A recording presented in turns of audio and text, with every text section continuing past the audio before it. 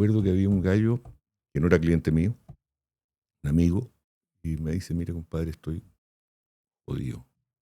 ¿Qué te pasa? Estoy dedicado a la importación de ropa usada, tengo un par de negocios y esta cuestión sonó. Y tú dijiste, quizás podríamos darle una vuelta No, de tuerca, a ver si es que hay una oportunidad. Me fue una vuelta. Espérate, déjame hacer un punto muy pequeño. Fuiste emprendedor por adquisición. Exactamente. Y compré la empresa. Qué loco. Mario Agliati ha estado en el centro de los grandes cambios económicos de Chile. Desde los viajes presidenciales que abrieron mercados al mundo, donde conoció a personajes como Nelson Mandela, hasta la vida gremial, donde aprendió que la asociatividad es la clave para el progreso. Empresario, comunicador y dirigente, Mario combina la historia de su familia con su experiencia como emprendedor por adquisición. Así que les doy la bienvenida a un nuevo episodio del Garage de Gonzalo, un espacio donde exploraremos la historia y el futuro de los negocios tradicionales, el arte de construir comunidades en Internet y la irrupción de la inteligencia artificial. Pero antes de partir, quería comentarles que existen miles de negocios cuyos dueños buscan que los continúe. Se quieren retirar, no le quieren dejar el negocio a cualquiera y no tienen algún familiar que los siga. Hoy mi desafío personal es encontrar una empresa con estas características. Así que si eres uno de ellos o conoces a alguien que esté en esta situación, escríbeme. Además, en arreleo.com estamos construyendo la mayor comunidad de sucesión empresarial en Chile, donde iremos compartiendo y traspasando todas nuestras experiencias para que más negocios sigan vivos, generen empleo y continúen con su historia. Aprieta el botón suscribir y nos vemos en el episodio. Les aseguro que vale la pena. ¿Por qué aceptaste venir? Primero por Roberto, te lo digo sinceramente, por Roberto Fantuzzi. Y un tema que me gusta, siempre me han gustado las comunicaciones, siempre, toda la vida. Y como dirigente gremial, me tocó muy fuerte lidiar con la prensa. Me acuerdo que yo era el vocero económico de la Cámara Nacional de Comercio durante un par de años y era el día a día, o sea, las conferencias de prensa, esto. Me gusta además, o sea... ¿Te gusta comunicar? No, me gusta comunicar y yo creo que uno también que tiene ya un recorrido, una experiencia... Voy a entregar algo en una conversación buena. Entregar algo, por último, aunque sea entregar experiencia, entregar algún conocimiento o alguna historia. Ya, pues. Entonces dediquémosle este episodio a Roberto que nos está acompañando en el cielo. Correcto. Que fueron partner en TVX, en el programa Como Perro y Gato, que me da mucha risa cómo se agarraban y cómo discutían sus puntos con tanta pasión. No, bueno, como, ¿Hicieron química naturalmente? No, mira, nos conocimos con Roberto por ahí, yo te diría, antes del gobierno del presidente Frey, en el gobierno del presidente Elwin, y posteriormente nos tocó viajar bastante. Yo en ese tiempo era... Eso, contextualicemos. ¿Quién es Mario Agliati y por qué viajaba tanto este hombre? Yo era presidente del Comité Internacional de la Cámara Nacional de Comercio. Ok. Y... ¿En Valparaíso? No, yo fui director de la Cámara Regional de Comercio de Valparaíso. Okay. Y después fui vicepresidente de la Cámara Nacional de Comercio de Chile. Servicio y Turismo hoy día. Bueno, y me acuerdo que teníamos un departamento internacional que en el fondo agrupaba las cámaras binacionales, etc. Y bueno, esta vuelta a la democracia significó la apertura absoluta de Chile y sus relaciones comerciales. El presidente Frey decidió que había que recorrer el mundo. Se le criticó mucho, yo lo defendí mucho y lo sigo defendiendo hasta el día de hoy, porque gran parte de los tratados de libre comercio se iniciaron en el tiempo del presidente Frey. Bueno, y ahí empezamos a viajar. Y me acuerdo que con Roberto nos tocó viajar en conjunto por la feria de Hannover en Alemania. Y bueno, y ahí partimos en otra serie de cuestiones, viajábamos algunas veces, otras no. Roberto estaba, en ese tiempo era el presidente de ASEXMA, etcétera, etcétera. Y después nos reencontramos en el directorio de la Fundación Niño Patria, de la que los dos éramos directores. Y hoy día sí, Roberto renunció hace un par de años a la fundación. Yo sigo en la fundación, soy vicepresidente, el presidente Francisco Elwin. Y en ese tiempo me dice Roberto, oye, ¿por qué no te invito a un programa que tengo en TVX o TVX, como queramos llamar? Ya le dije, perfecto. Le dijiste, ¿vamos a ser podcasters o no sé qué es esto? No, cachaba algo, cacho algo. Me gustan las redes sociales además. Me gustan las redes sociales. Eso encuentro curioso, que como que te llama la atención el tema de estar muy al día con la tecnología y sobre todo los medios de comunicación. Pero por supuesto, en la medida de lo posible, si no te morís. Oye, bueno, y con Roberto, como te digo, partimos, me invitó a un programa específico. Y después, bueno, hicimos juntos... Como Perro y Gato. Como el Perro y el Gato, que como 40 y 50 programas hicimos seguidos. Entrevistamos a medio mundo, pasando por la actual candidata a la presidencia de la República, la señora Janet Jara. Esa no lo vi, la entrevistaron. Sí, por supuesto. A Ricardo Solari, que todavía ha sido ministro del Trabajo, parlamentario, al alcalde de Estación Central. O sea, Era como un mix de un programa entre política, actualidad y también tenía mundo empresarial. Sí, lo que pasa es que lo que nosotros queríamos un poco era que la gente estuviera al día, que aquí no habían buenos ni malos, que podíamos invitar gente de gobierno, de oposición, de lo que fuera, pero que tuvieran alguna relación con el trabajo, con la empresa y con los trabajadores, en cierta medida. Y bueno, Roberto había sido súper fuerte en eso. Y yo también, mira, yo creo que el emprendimiento y la asociatividad son tremendamente importantes. O sea, es el motor de un país, po. Los lobos solitarios, al final, puede que les vaya bien y son la excepción. Pero en esta cuestión hay que agruparse. Por ejemplo, sobre todo las pequeñas y medianas empresas. Porque hablamos de pequeñas y nosotros nos imaginamos el kiosco diario. No, aquí hay pequeñas y hay medianas de 100 trabajadores, 80 trabajadores, 2 trabajadores.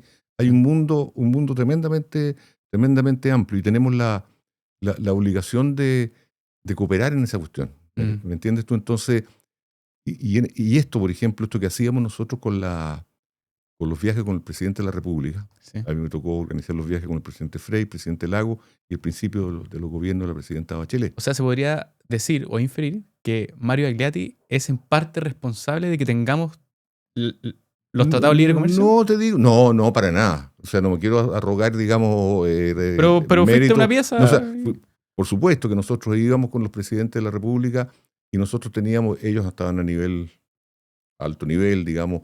Participábamos también en las reuniones, en las comidas oficiales, en toda esta parafernalia. Claro, pero también, show, la gira. Pero también estábamos con los empresarios. Y al principio, mira, a mí me tocó el primer viaje que hice con un presidente, fue con el presidente Elwin. Año 91, recién vuelta a la democracia.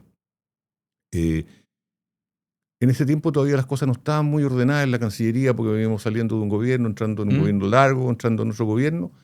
Y al presidente de la Cámara chileno-alemana lo invitaron a Italia. Y a mí, italiano, la sangre, la cuestión, me invitan. Andiamo, dijiste. Me invitan a Alemania. O sea, súper bien organizada la cuestión. Sí. Y partimos a Alemania, efectivamente, acompañamos al presidente Frey y tuvimos la oportunidad. Elwin, perdón, tuvimos la oportunidad de estar con Helmut Kohl, ¿Conociste un ruso? ¿A Gorbachev puede ser? No, a Gorbachev, en otra pasada, digamos. Yeah. No, a varios. Y tuvimos, por ejemplo, fue súper emocionante porque había caído el muro de Berlín hacía poco. Estuvimos con el presidente fue recibido en uno de los edificios que había dejado, que eran parte de la Unión Soviética, era parte, digamos, de la Alemania Oriental. Y por primera vez un presidente era recibido en la Alemania Oriental por parte de las autoridades de Alemania Occidental, que ya estaba todo armado. Bonito. Y además era la primera vez que las tropas rendían honores armadas, tropas alemanas, a un jefe de Estado extranjero, porque ya las tropas alemanas habían tomado el control. Ya se habían ido los rusos, los americanos y los ingleses. Se habían ido y te digo, fue realmente importante, interesante. Pero por otro lado, me acuerdo que nos tocó ir a una reunión en la Fundación Konrad Adenauer, que era muy ligada a la democracia cristiana. A mí, no sé si me habían invitado o no, pero alguien me dice, el auto número 7 es el suyo. Ahí partimos. Andiamo. Llegamos, estaba, me acuerdo, un ministro que había sido ministro del Trabajo de Alemania, que había estado en Chile, y Pinochet lo echó. Porque había pasado algo terrible. Y él empezó a hablar ahí, creo que había sido ministro del Trabajo ya, y empezó a hablar de que el milagro que había hecho el presidente Elwin, de la economía, de la cuestión... De volver a abrir Chile, una cosa así. No, pero no, porque Chile estaba creciendo. O sea, yo después pedí la palabra, un momentito, o sea, efectivamente, el presidente Elwin está manteniendo esto, el presidente Elwin en democracia está manejando una economía que venía de antes. Y ustedes los alemanes saben que los milagros no se producen en un año. De un día a otro, claro. Los milagros son de largo tiempo, por lo tanto, la base debe haber sido buena. En términos, me refiero a términos económicos, no estoy hablando de términos políticos, ni de derechos humanos, ni nada de eso, digamos. Pero tú ibas aprendiendo ahí, ibas entrando en una sociedad distinta. ¿Entendí? Entonces, pero es súper... no, estuvimos con tipos extraordinarios, con presidentes extraordinarios, no solamente ¿Conociste algún personaje que te haya marcado para siempre, algún mensaje que te dio? No, Nelson Mandela, por ejemplo. Nelson Mandela realmente les valeza. ¿Mm? ¿Entendí? O sea, gente con la que uno tuvo la oportunidad de estar. ¿Pero qué aprendiste, por ejemplo, de Nelson Mandela? Mira, su humildad, ¿Mm? su... un tipo que, mira, primero que había sufrido mucho, que Claro. era un premio Nobel de la Paz, un líder mundial, Carismático, empático. carismático, había asumido hacía muy poco tiempo la presidencia de Sudáfrica cuando fuimos con él. Fuimos a una comida en Pretoria, Mm. y me acuerdo que el presidente Frey le dice, aquí viene Agliati, que es el presidente de la delegación empresarial, que dirige me dice, muy interesante, me interesa mucho que estén ustedes acá, para que hagamos intercambios, somos países en desarrollo. O sea, un hombre, además de una sencillez y una humildad Y además, como por lo que me contáis, de un tipo que le gustaba sacar las cosas adelante. absoluto. Mira, y otro, Ujú. otro personaje que conocí yo que hoy día no es muy popular ni muy conocido, Lech Walesa. No Lech tengo ni idea. Walesa fue presidente de la República Checa. Ok. Tuve 25 años preso en la dictadura comunista de Checoslovaquia, Mm. premio Nobel de la Paz también. Eh, Podría haber escrito un libro. No sé si alguna vez leíste el libro El hombre en busca de sentido. sí, De. No me olvidó el nombre, pero este tipo estuvo en un campo de concentración, perdió a su señora también. Entonces, no son como gallos que tuvieron experiencias muy no, fuertes. extraordinaria. Y llegó a ser presidente Mm. de la República Checa, porque tú Claro. sabes que Checoslovaquia partió por un lado y la República Checa por el otro. Pero mira, y así también como Walesa, Víctor Frank, ese era el nombre. Frank, sí.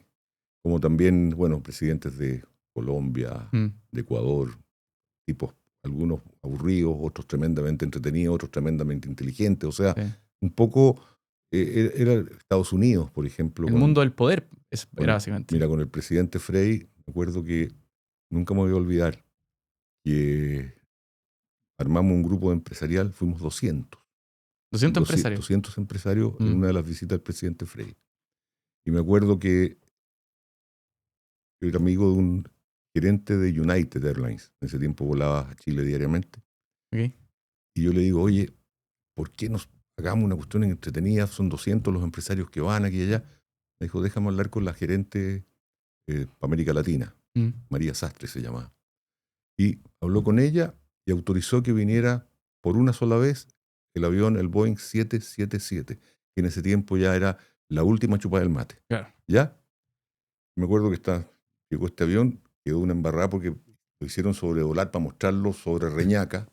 Todo el mundo reclamando que iban a matar a la gente, que esta cuestión, o sea, una cuestión más o menos compleja. Yeah. Y de ahí estábamos en Cerrillo, no, en Pudahuel, nuestro avión, Sí. y el avión presidencial al lado. Era como el hijo Con el padre. con el padre al lado. Pero el padre avión con nuestro, esteroide era una cuestión gigantesca. no, en ese tiempo el avión presidencial era un 737, Mm. o era el Calambrito, no me acuerdo. Se le decía Calambrito porque a cada rato empezaba a tironear el avión presidencial de Chile, digamos. Bueno, y partimos en esa cuestión con el presidente Frey, Mm. y fuimos, me acuerdo, cuando lo recibió el Parlamento, el Congreso Pleno, el Capitolio, hicimos la ola, me acuerdo, los chilenos. Pero lo importante de esto, La ola en el Capitolio. exactamente, Yeah. pero lo importante de toda esta cuestión es lo que se iba produciendo en el tiempo. Por ejemplo, la mejor enseñanza que tengo de eso fue ese viaje a Alemania. En Berlín, por ejemplo, Mm. nos empezamos a entendernos, porque empresario era facho. Yeah. CUT, trabajadores, representantes del sector, eran comunistas. O sea, ya se Yeah. comían a las guaguas prácticamente. Y nos dimos cuenta que ni nosotros éramos tan fachos, ni ellos eran tan malos. O sea, al final, Como y que generó una especie de acercamiento. unidad, una cosa así. Absolutamente, estaba en ese tiempo. ¿Y pero qué sentía No, mira, que hacía que esto pasara? Porque en el fondo, claro, tú decías que un lado tenía cierto prejuicio y el otro tenía el otro. lo conversamos mucho. ¿Sabéis lo que pasa? Que conversamos ¿Mm? harto. Y me acuerdo que una noche nos fuimos a la Alemania oriental, occidental. O sea, ya no había oriental ni occidental. Era Alemania, el muro nomás. había caído. Pero igual a la ex oriental, Sí. y nos fuimos a un bar, un grupo grande. Ahí. Éramos como 30 chilenos. No, Dijeron, ahí vamos a arreglar los a tomar problemas. cerveza, viejo. Y te digo, no me acuerdo si estaba María Rosa, ¿Mm? que era la presidenta de la CUT. Sí. Había nuestros dirigentes de todos lados, digamos, parlamentarios, etcétera. Mm.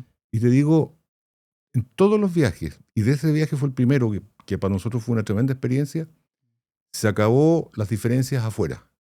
Las diferencias las arreglábamos acá adentro. Nos subíamos al avión y de ahí éramos chilenos.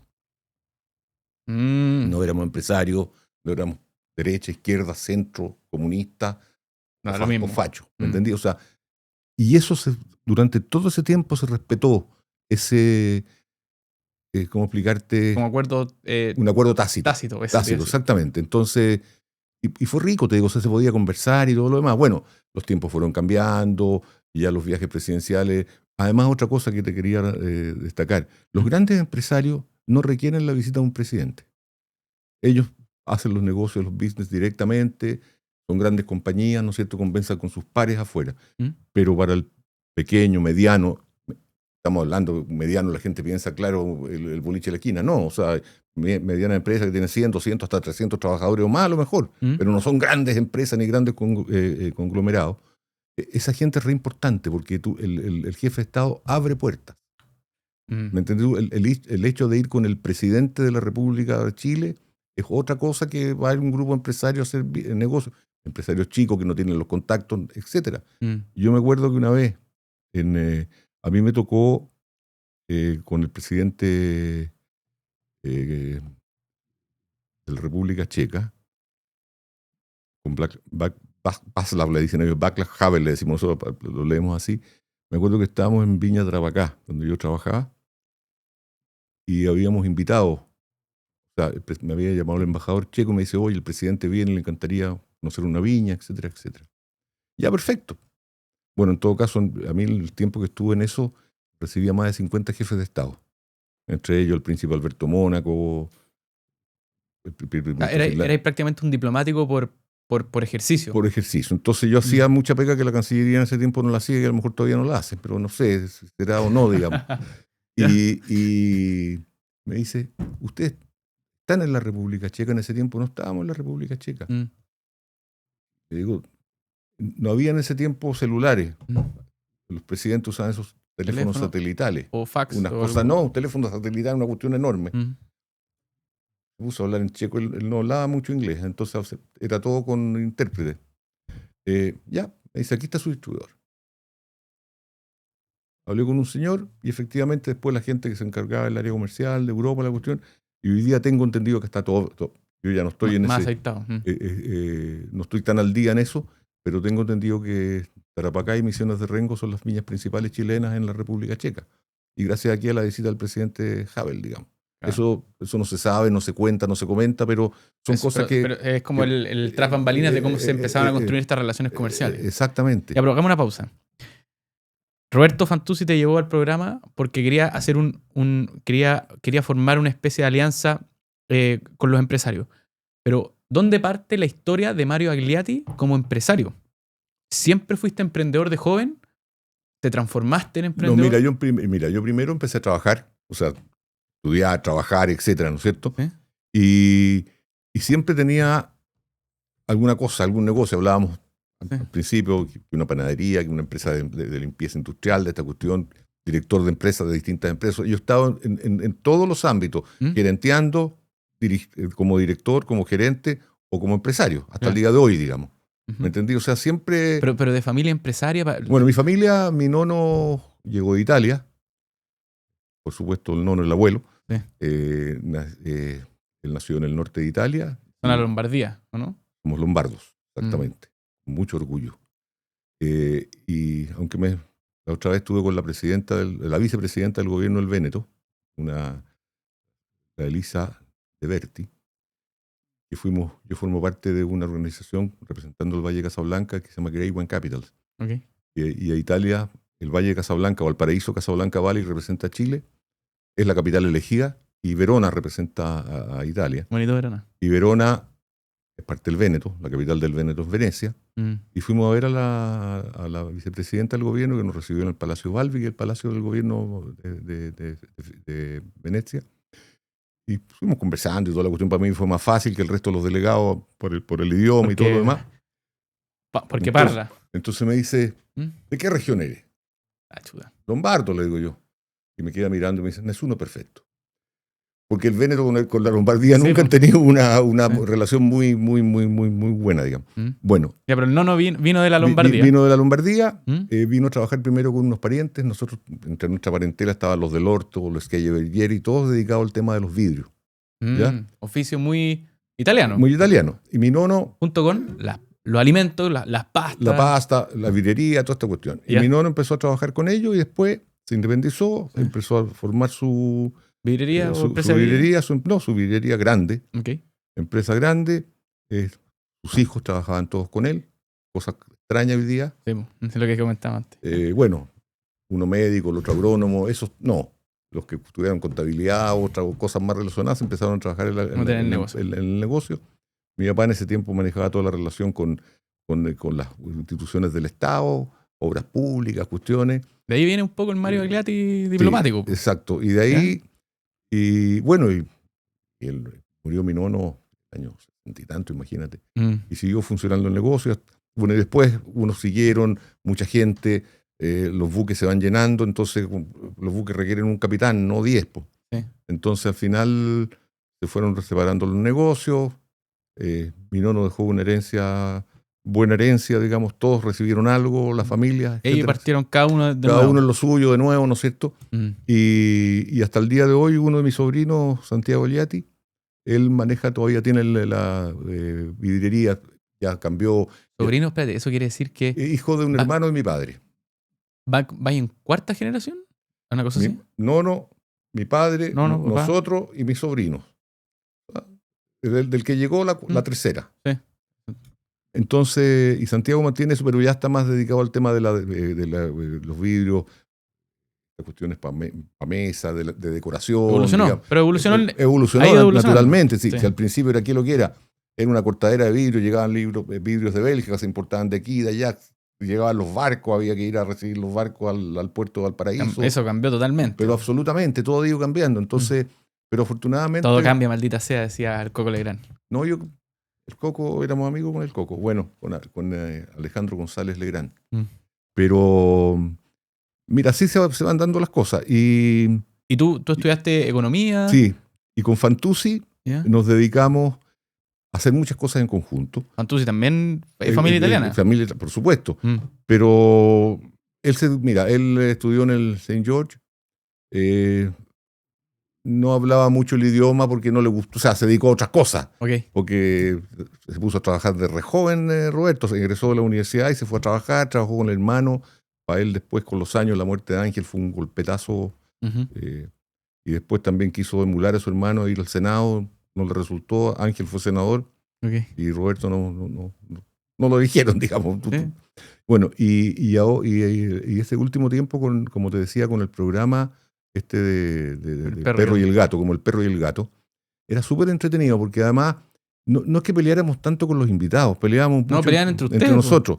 ¿Por qué? Porque Roberto era súper ansioso, quería hacer todo rápido y quería hacer cosas. O sea, Roberto era un gallo que hacía cosas, o sea, era un constructor de cosas, tenía súper buenas ideas, algunas no muy realizables, digamos, pero y ahí nos agarramos un poco las mechas. Pero yo le tengo un profundo cariño y respeto a Fantuzzi. Yo creo que si tuviéramos más empresarios como esos, habría menos conflicto con los trabajadores y con otra gente. O sea, era un tipo que tendía, valga la redundancia, a tender más puentes. Absolutamente. Mira, si hoy día, si lo único que soluciona los problemas es el diálogo, o sea, lo estamos viendo a nivel mundial. Estamos viendo a nivel mundial que Rusia invade a Ucrania, que está la pelotera en Medio Oriente. O sea, si hubiera un poquito más de diálogo, un poquito más de bajar el moño mutuo, sería mucho más fácil. Y aquí en Chile yo creo que gente como Fantuzzi hace falta y va a seguir haciendo falta. Volvamos al mundo empresarial. Bien.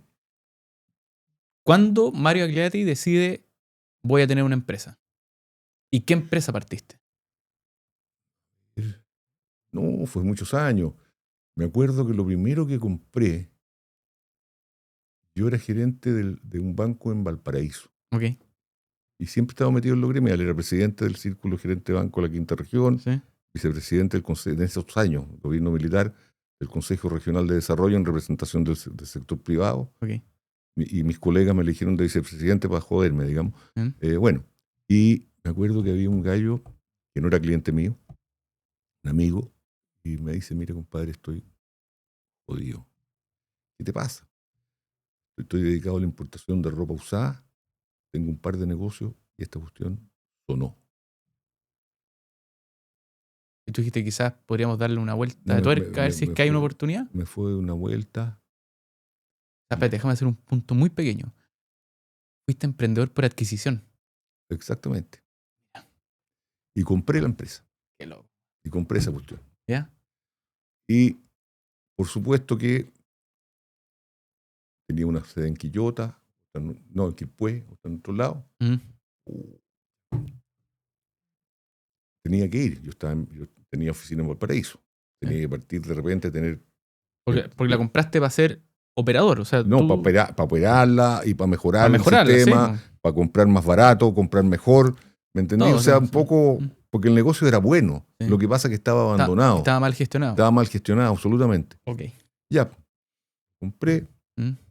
soy mejor, pero hubo un problema en el banco. Yo trabajaba en el Banco del Pacífico, que había sido Agrobanco de Chile primero. Pero después saliste del banco. No, que esta era de la familia Comandari, Mm. ¿ya? Y me trasladan a Santiago porque murió Javier Comandari, que era el presidente del banco, y el gerente general, que era el Chino Fernández. Okay. Marcelino Fernández muere en un accidente de aviación en el sur. Mm. Se estrellan contra el volcán. ¿Ya? Imagínate, en un banco que pase esto, y tuvo que asumir el control Alfredo Comandari, que murió hace poco tiempo, que llegó a ser presidente de la Asociación del Cáncer. ¿Ya? Y Alfredo en ese tiempo era el que gerenteaba IEC, que era la importadora de Daihatsu. Ok. Y yo había trabajado en Daihatsu antes. Sí. Y aquí tenía tenía el enredo de que me tienen que trasladar, pero al mismo tiempo me compré esta empresa y tengo que mejorarla. ¿Cómo lo hago? O sea, no, ya había funcionado durante un tiempo, digamos. ¿Ya? ¿Qué hago? Llamé a un hermano que estaba haciendo preparando su examen de grado, su cuestión. Le dije, vente para acá, hazte cargo de esta cuestión. Haz tus cuestiones, hazte cargo de esto. Tengo que ir a apagar un incendio a Santiago. No, ayudar a pagar, no a pagar, ayudar a pagar un incendio. ¿Sí? Ya. Pasó el tiempo. ¿Cuántos hermanos tenéis, Mario? Nosotros éramos 5, quedamos 4. Somos 4 hombres y una mujer. Ya, hay equipo, hay equipo. Y después, bueno, mi hermano han ido para allá, para acá. Miguel después él murió, ese que estaba hablando de la empresa de aseo y de la empresa de importación de ropa y esta cuestión. ¿Sí? Y él finalmente se había separado de la señora, conoció una niña allá, se casó allá. Le dije, quédate tú con el negocio. Mira. A la italiana. Mira. Nada de ni una transaca. O sea, quédate tú con el negocio. Y él se compró su casa allá, su cuestión allá. Y armó su vida en torno al negocio. Qué bonito. Entonces... Pero quedaste con el bichito dando vuelta de, oye... Sí, pues no, y tengo que... y en el intertanto ya estaba pensando con unos amigos en el tema de una panadería que abrimos. Ellos tenían panadería en Valparaíso, en Viña, varias, muy conocidas. Hicimos una acá. Y después, bueno, esta cuestión de que como yo soy buen dirigente gremial, he sido ejecutivo de empresa durante muchos años, he sido director de empresa y lo sigo siendo. Entonces, al final tienes que decidirte, o sea, o te dedicas a lo tuyo o sigues haciendo lo que estás haciendo, que lo estás haciendo, si te mantienen en el tiempo y te llaman de otro lado, te cambian. Se supone que estáis relativamente bien o vigente, por así decirlo. Estáis vigente y estáis bien, o sea, no estáis ni rayado ni hay te han mandado ninguna cagada. ¿Ah? Tan simple como eso. Yeah. Eso es un poco la cuestión. Y ahí dijiste, ok, voy a dejar de hacer empresa y me voy a dedicar a lo mío. ¿Cómo manejabas esta sobre oportunidades, digamos? No, lo que pasa, mira, lo que pasa es que yo participaba en algunos negocios, en uno no me metí, en otros me metí, en unos tuve utilidades, en otros no tuve utilidades. Lo que hablamos antes, que hay algunos que te da bien, otros claro, que te da y ahora, por mal, ejemplo, hasta el día de hoy yo tengo una empresa de limpieza industrial que afortunadamente pasó por muchos problemas. Hoy día está tranquila, funcionando bien, da sus utilidades, etcétera, etcétera. Y además yo me dedico a otras cosas, soy director de un par de fundaciones, 2 o 3 ya, Niño y Patria, Fui también en el pasado director de la Fundación Arturo Merino Benítez. Me fuiste director de la compañía chilena de Fósforo. Fósforo. Y estuve, en Arturo Merino Benítez, porque yo soy oficial de reserva de la Fuerza Aérea. Y, he estado metido en hartas cuestiones. Y estás metido en el Valle de Casablanca. En el Valle de Casablanca, yo... Apoyando al vino ahí. Yo soy presidente de la Asociación de Empresarios Vitivinícolas del Valle de Casablanca y en esa condición soy miembro del Executive Committee de Great Wine Capitals. Oye, espérate, y ahí entre paréntesis, son como 5.000 hectáreas plantadas vitivinícolas, una cosa así. Eran 6.000. Y mira, el Valle de Casablanca hace 35, 40 años atrás, habían unas viñitas chicas y en el fondo habían lechería, producción de trigo, etcétera. Y hubo un empresario, un tremendo enólogo, que es empresario hoy día, tiene una viña en Casablanca, que es Pablo Morandé. Y Pablo, en el fondo, entre comillas, descubrió el Valle de Casablanca. Y empezó a llegar gente y hoy día el valle llegó a tener 6.000 hectáreas de viñedo. Y como más de 30 viñas, una cosa así, ¿o no? Sí. Y hoy día vamos en 5.000 hectáreas solamente. Pero es por un tema hídrico, ¿no? El tema del agua. El tema del agua es un tema fundamental. Y aparte del tema vitivinícola, Casablanca tiene otra gracia, que se ha transformado en uno de los polos de atracción turística, como enoturístico, que es el Valle, Casablanca, con una ventaja, que estás entre Santiago y Valparaíso. Sí. Nosotros, pre-pandemia, llegamos a recibir más de 250.000 personas en el año en las viñas. Después vino la pandemia y tú sabes lo que pasó, pero sí. Mira, en ese sentido hemos sido súper activos y yo soy bien hinchador. Llevo hartos años en la presidencia de la asociación.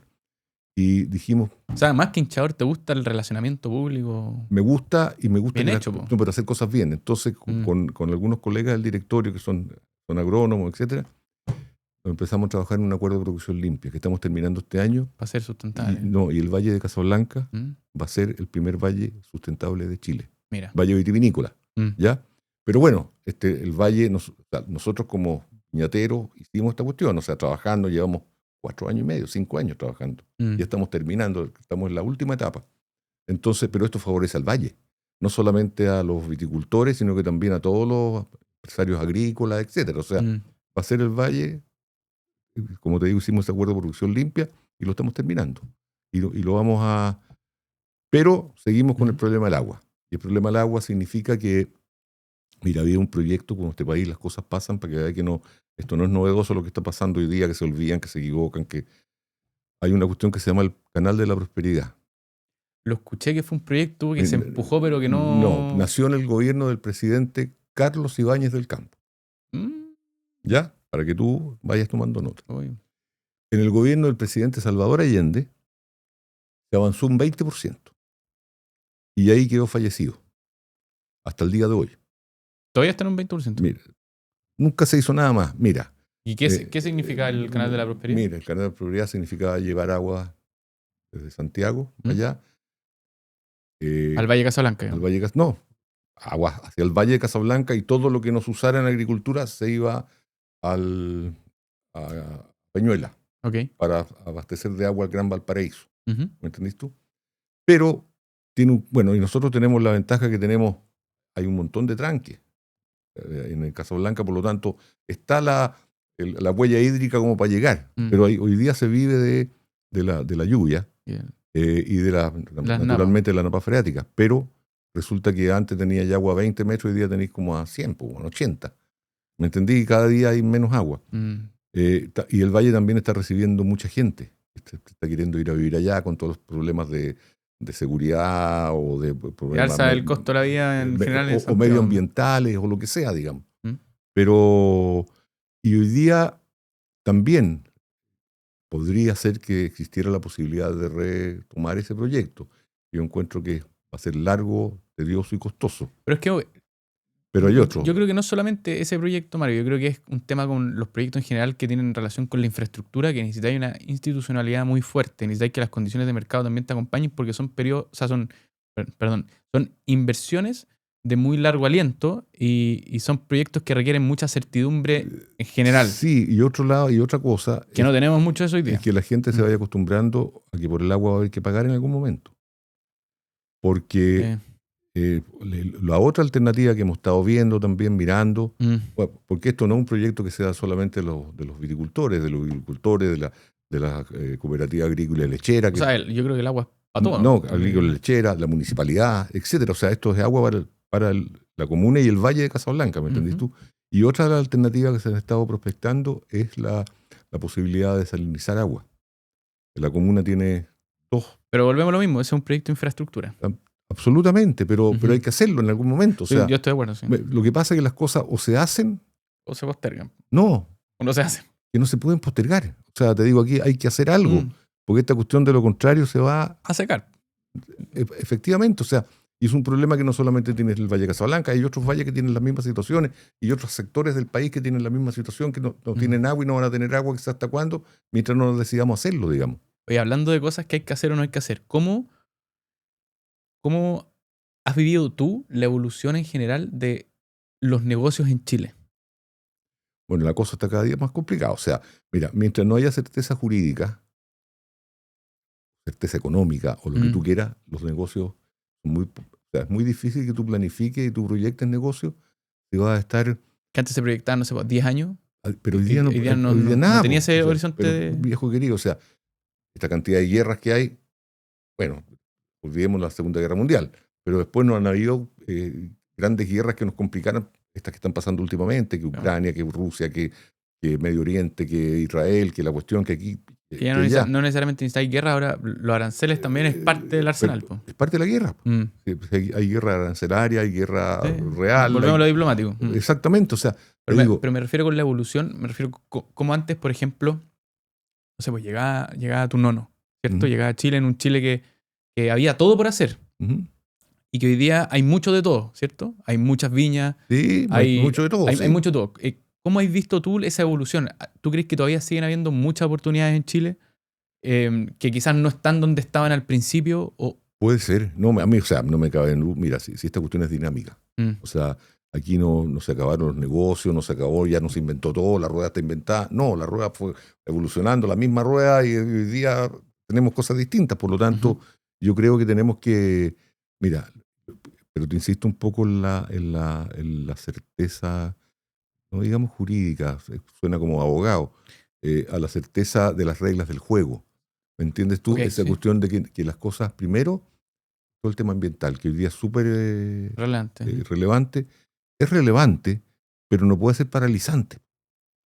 ¿Me entiendes tú? O sea, yo estoy de acuerdo que debe haber regulación, pero una regulación razonable con el tiempo. Pero no te puede demorar 7 años en que te ponen un permiso. No sé con quién decía, además que un programa de televisión decía que no sé dónde habían encontrado un excusado maya o algo por el estilo, entonces estaba todo parado mientras no llegaran los expertos. La cuestión habían pasado 5 años. Oye, viejo, hay que ser práctico en esta cuestión. O sea, hay que respetar el medio ambiente, hay que respetar la historia, todo lo que tú quieras, pero también tenemos que ponernos plazos. O sea, si entra algo en algún organismo del Estado, el organismo del Estado tiene la obligación en un plazo razonable de entregar. De cumplir. No, o sea, todos tenemos que cumplir. O sea, tú no pagas impuestos, te cortan el cogote. Pero los gallos estos no cumplen, pero no les pasa nada. ¿Me entendí? O sea, es un poco...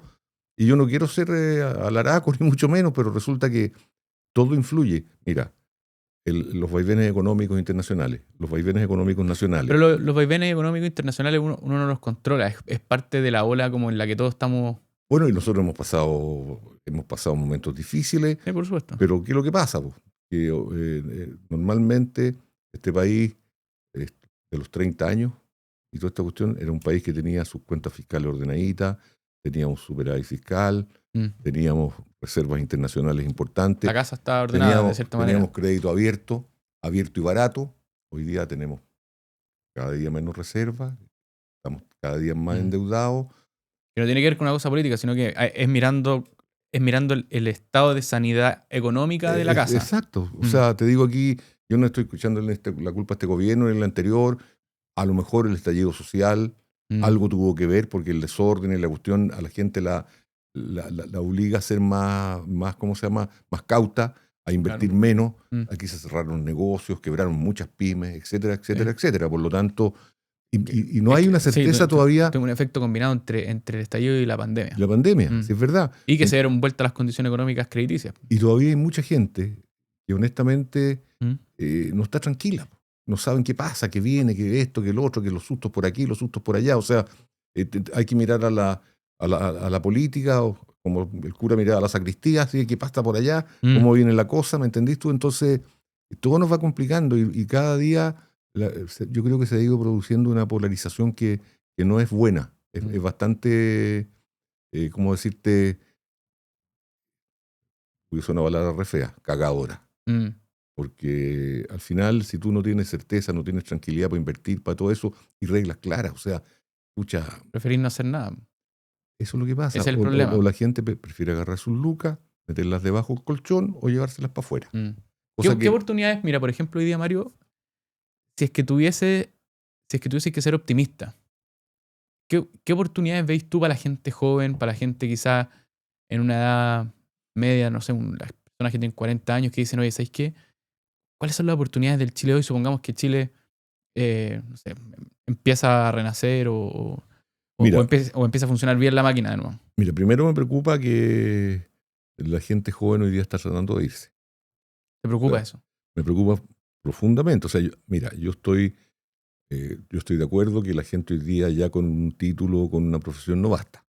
O sea, basta un posgrado, un doctorado o 2 posgrados, porque ya, o sea, lo que antes el cabro que tenía sexto humanidad o cuarto medio, bastaba para entrar a un banco, esto, lo otro. O sea, yo tengo una opinión un poquito distinta a esa, porque la inteligencia artificial, la cancha la ha puesto para otro lado, pero mira, yo me acuerdo que cuando estaba trabajando en banco, uno contrataba ingenieros comerciales, captadores, ejecutivos de cuentas, la cuestión. Y fue pasando el tiempo y te encontrabas después con ingenieros comerciales de cajero. Y no digo que sea una mala profesión y que sea, digamos, no sea relevante. Todos los trabajos para mí son relevantes. ¿Sí? Pero antes los cabros pretendían, en algún momento, hubo tal explosión del uso de la búsqueda de algunas carreras, que eran todos ya ejecutivos para gerente, el tiro. Pero después se dieron dando cuenta que infinita competencia por lo mismo. La infinita competencia empezó a subir por lo mismo. Es lo que pasa en cualquier mercado. Entonces, y hoy día, mira, en Europa está pasando lo mismo. Por ejemplo, los italianos, muchos, hay gente que quiere llegar a Italia, irse a Italia. Italia está llamando gente joven, de hecho hay regiones. Están vendiendo las casas a €1. Hay amigos míos, por ejemplo, un amigo que para repoblar pueblos completos. Está en Verona, me decía, ellos son del Véneto. Entonces me decía, escucha, trata de buscarte un grupo de cabros de que sean descendientes de gente del Véneto, que tengan interés de venirse a Italia. Aquí se le dan las oportunidades, etcétera, etcétera, etcétera. O sea, te digo, Italia está perdiendo mucha juventud y mucha gente joven se ha ido a trabajar a Bruselas, el tema de la Unión Europea. Me diste el pase, pero es por un tema más estructural. Es por un tema de demografía, es porque la población... Aquí está pasando lo mismo. Sí, absolutamente. O sea, si este problema es un espejo. Y pasemos al último punto y con esto te libero. Demográficamente, el mundo está envejeciendo y tenemos una generación de empresarios que, de cierta manera, no es que vayan de salida, sino que están buscando quién puede seguir con su legado, quién puede continuar con la historia de su empresa, ¿cierto? ¿Qué creéis que es un poco lo que conversábamos antes de partir el podcast, ¿cierto? ¿Qué creéis que debiese pasar en Chile para que los empresarios, sobre todo los pymes, que tienen más de 60, 65 años y están, de alguna manera, ya resolvieron su vida, pero no saben quién va a continuar su empresa? ¿Qué crees tú que tienen que hacer ellos? ¿O qué opciones tienen que... Pero mira, tú siempre... que mirar, tanto la generación, digamos, más senior como la más nueva. Los viejos de mi tiempo, mis abuelos, todo esto, mi nono, etcétera, ellos esa preocupación no la tenían, porque sabían que alguno de sus hijos iba a hacer cargo de la cuestión. Claro, ¿ya? Pero hoy día no está pasando espérate, eso. Después, si no habían hijos, habría un sobrino, alguien, o sea, el derecho de sangre. ¿Me entiendes tú un poco eso? Claro. Pero hoy día eso también ha ido mutando. Porque los intereses cambiaron. No, y las familias se fueron achicando. También. Mi padre eran 6 hijos, nosotros éramos 5 hermanos. Ahora 2.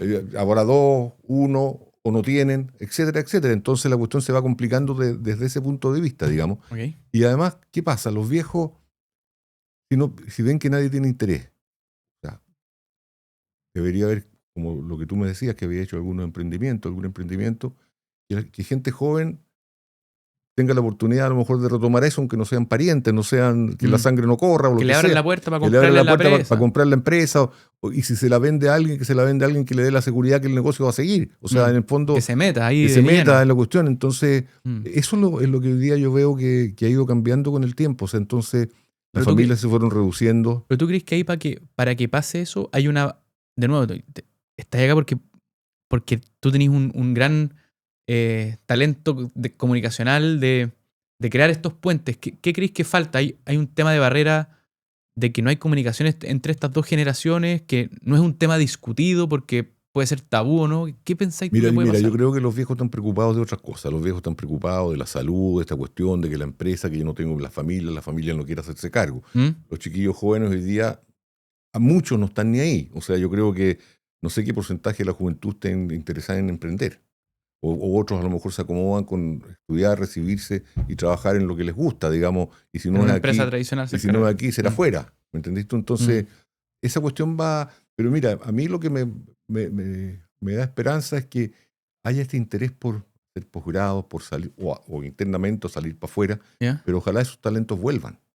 ¿Me entendiste? Porque que vuelvan a hacer algo acá, que no se vayan a quedar, pucha, se fueron a estudiar a Europa, pucha, y se quedaron allá, me voy a Inglaterra, me voy a Alemania, porque allá están buscando también, pues, o sea, y aquí no veo... Es que por eso te digo, el problema es transversal, pero estamos hablando aquí porque estamos local acá, ¿no? Está bien, pero te digo que no, en Alemania, en Italia, como te decía, esto que me comentaba este amigo mío de Verona, están preocupados y están haciendo, tomando... Ellos están poniendo incentivos reales. Poniendo reales. incentivos reales. Véngase para acá, te conseguimos la residencia, te venís a trabajar con nosotros, tenéis la posibilidad. Mira, hay gente aquí, había un chiquillo en Casablanca, que de una familia súper modesta, súper. Y el tipo estudió informática, se recibió acá después se fue, me acuerdo, me pidió una recomendación, país España, se fue a España, hizo un posgrado, después hizo un posgrado en Italia, hoy día vive, me acuerdo, creo que en Bolonia, trabaja en el Banco del Espíritu Santo, en Italia, en un puesto súper bueno, está ganando sus lucas, y yo le digo, bueno, ¿ahí cuándo? No, me dijo, yo no vuelvo.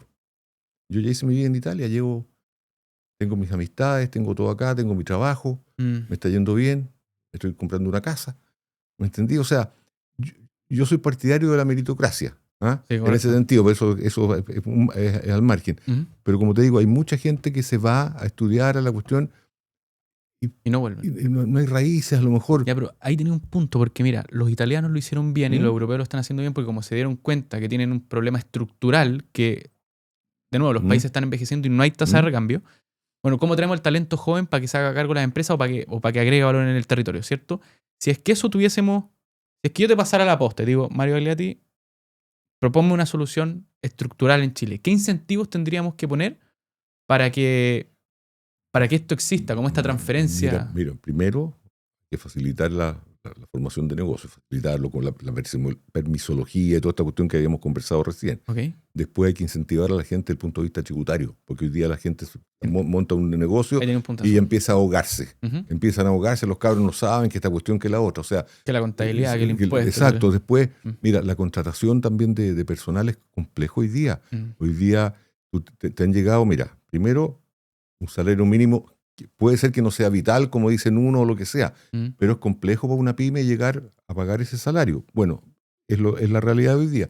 Están las 40 horas. Que por otro lado, también significa que tienes que tener más personal si quieres funcionar en una cantidad determinada de días. Una empresa que tenía decidido hacer 3 turnos, la cuestión, ahora tiene que tener 2,5 o tener 3,5. Claro. Contratando más gente y el business no da para esa cantidad de contratación de gente. Entonces, pero eso tenía un muy buen punto. Pero y otro punto, compadre, es algunas leyes que son un pelito, yo creo que se está usando absolutamente, es por ejemplo la famosa ley Carín. La ley Carín, yo entiendo, yo creo que el respeto a las personas tiene que existir, etcétera, pero no ya la exageración. Yo he visto algunas demandas, este señor me miró feo, me habló un poco fuerte. Oye, por favor, entonces todo el mundo han asustado. Mira, y a mí me preocupa, porque hoy día estamos con un desempleo cercano al 8,9%. El general. El de las mujeres el 10,1. ¿Y qué podría pasar? Y la pobreza subió, ojo. La pobreza ha aumentado. Entonces estamos en una tormenta perfecta. ¿Me entendí? Entonces tenemos que tomar medidas, como te digo. Ojalá, permisología, temas tributarios, de todas maneras. Y temas de flexibilidad laboral. Flexibilidad laboral, exactamente. Pero hay un cuarto punto que yo creo que se podría agregar, porque creo que nos falta el puente para poder pasar la posta, hacer este relevo generacional de las empresas que ya están funcionando, para que venga una nueva camada de emprendedores por adquisición, como lo fuiste tú alguna vez, y digan, oye, acá hay un instrumento quizás para yo poder comprarme la compañía. Mira, buen punto. A ver. La Corfo, que era Corporación de Fomento de la Producción. Totalmente. En un momento determinado fue un tremendo instrumento del gobierno, si no me olvido, don Pedro Aguirre Cerda, un gobierno radical, que se creó la Corfo. Y la Corfo le dio oportunidad a muchos empresarios a partir con su negocio, con créditos más baratos. Claro, había por supuesto que someterse a los estudios de factibilidad, de proyectar bien la cuestión, etcétera, etcétera. Por lo tanto, hoy día debiera haber algo también para capacitar a los emprendedores. ¿Entendiste? Primero capacitarlos, al que necesite capacitación, al que no necesite no, pero también que los ayuden a hacer los estudios. Me acuerdo de las famosas que estuvieron muy de moda, las incubadoras de empresas. Startup Chile. Sí, pero te digo, en mi tiempo partieron, hace 25, 30 años atrás, todo el mundo hablaba, me acuerdo que en viaje al extranjero, así hicimos unos seminarios en Puerto Rico, en Miami, hablando de esta cuestión, de la incubadora de empresa, y como que bajó la cuestión, y por lo menos hoy día como noticia no está muy vigente o muy presente, ¿me entendiste? Entonces yo creo que hay que buscar fórmulas. O sea, yo creo que aquí tiene tanto el sector privado hay oportunidades de mejora, como el Estado, deberían tomar, oye, te digo, hay que hacer las cosas bien y hay que hacerlas de una vez, porque si no, si seguimos esperando, esta cuestión se nos puede arrancar y este país, te digo, estuvimos a puertas del desarrollo. ¿Me entendí? Entonces, todo eso que, mira, por ejemplo, y en su tiempo, me acuerdo a Frei, se lo lleva viajando la cuestión. Y resulta que más del 80% de los tratados de libre comercio no es que se hayan firmado con el presidente Frei. Pero él se inició. Claro, ahí empezó los cimientos. Se empezaron los cimientos. Mira, me acuerdo que uno de los viajes que preparamos, un viaje a Centroamérica. Honduras, Nicaragua, estoy hablando de una cachada del gobierno de Frei. Frei se fue el 2000, o sea, más de 20 años, de 25 años. Decían, ¿qué vas a ir a perder el tiempo? A Loja, Centroamérica, que los países, Honduras, un momentito, los países centroamericanos son a lo menos 3 veces Chile, o 2 veces Chile en términos de población. ¿Me entendí? O sea, aquí no hay mercado poco importante. O sea, y hoy día estamos viendo, ¿me entendí tú? Que viene un apretón por algún lado, viene una subida de aranceles por otro lado, ¿a dónde se van los productos? Hoy día el mundo funciona global. No, lo que pasa es que en ese tiempo éramos nosotros. Hoy día todos están en la misma onda. O sea, Argentina, Perú. Perú ha logrado generar una marca Perú que es súper potente hoy día, en términos, por ejemplo, del cobre. Ya están detrásito nosotros. Sí, vienen ahí. ¿Me entendí? Entonces, en el tema agrícola, tienen 4 producciones de espárragos al año, nosotros tenemos 1, las papas, etcétera. Entonces, te digo, hay... Temas energéticos tampoco se están quedando atrás. No. Mira, nosotros no podemos bajar la... Mira, yo quiero que termine rápido esta pelotera de política, que tengamos claro para dónde va la micro, y después de eso, dediquémonos a trabajar. O sea, porque las urgencias de la gente no son lo que se está conversando hoy día a nivel nacional, que esto, que lo otro, que aquella. La urgencia es, como decía un poco Fantuzzi, démosle armas a la gente para trabajar, démosles créditos baratos para que formen empresas o que se compren empresas. Para que se mueva la economía. Para que se mueva la economía. Mira, esa era la palabra, dinamismo de mercado. Exactamente. Si lo único, viejo, al final que genera empleo es el desarrollo. Y el desarrollo requiere inversión, gana, reglas claras y reglas flexibles, flexibilizar al principio para que la cuestión... Cuando parta la cosa, ¿me entendís tú? Si no, estamos jodidos. Mario, te quiero hacer una última pregunta y con esto cerramos. Eres una persona que está al día con el tema de las redes sociales y te gusta, y por eso estás también en un podcast, pero quiero que me diste tu opinión acerca de qué pensáis acerca de la inteligencia artificial. Independiente que probablemente no seas un experto en la materia, pero tú, lo que has usado, lo que has escuchado, lo que has aprendido, ¿qué te pasa con la inteligencia artificial? En general no me gusta. Ok. Voy a ser súper sincero contigo. O sea, en general no me gusta. No es que no entienda, ¿Mm? sino que a mí me preocupan cuando las cosas se van saliendo de la naturaleza, de lo natural, ¿me entendiste? O sea, yo no le voy a preguntar a una máquina qué piensa de mí, ¿me cachai? O sea, por favor. O sea, tiene cosas positivas y tiene cosas muy negativas. O sea, en esta cuestión, aquí no hay blanco y negro. Mm. Hay muchos grises de por medio, creo yo.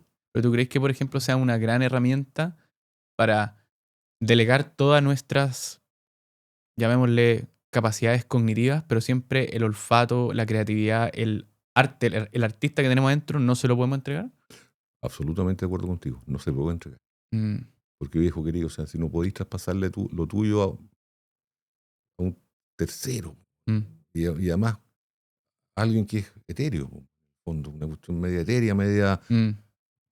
Claro, yo te puedo traspasar a lo mejor un conocimiento de título, vaya a desarrollar la cuestión, pero somos humanos ambos, digamos. Sí. ¿Ah? Podemos tener diferencias generacionales, De de opinión. formación, de opinión, de lo que queráis. Mm. Pero además depende quién alimente La máquina. a la máquina, porque de repente se le hacen preguntas a la máquina y no sé quién Que alucinamos, sí. no, se va a la cresta.